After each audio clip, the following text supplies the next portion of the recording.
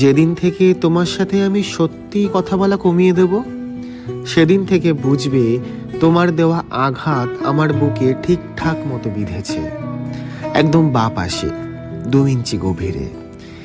এরপর আমি আর কোনো প্রশ্ন তুলব না তোমার নামে। নীরবতা যে কতটা ভয়ঙ্কর হয় তা তুমি সেদিন থেকেই টের পাবে। মিলিয়ে নিও।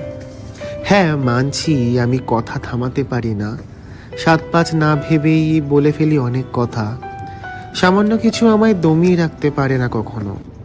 কিন্তু একটা জিনিস, কেবল একটা জিনিসই আমায় চুপ করিয়ে দিতে পারে, বাধ্য করতে পারে সরে যেতে।